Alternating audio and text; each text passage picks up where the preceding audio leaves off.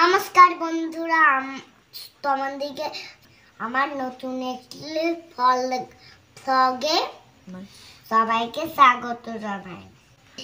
আজকে আমি ড্রয়িং করেছি রঙিন মাছ আর চাওয়াচ ক্রিসমাস ডে। আমার মাছের লাল, সবুজ, গ্রিন, তারপরে নীল, এইসব দিয়ে আমি রঙিন মাছ করেছি। তোমরা তো সবাই জানো গাছের রংটা গ্রিন হয় আর গাছের গোড়াটা বাদামি হয়। ভিডিওটা ভালো লাগলে শেয়ার কমেন্ট সবাই করবেন, লাইক করে দিন।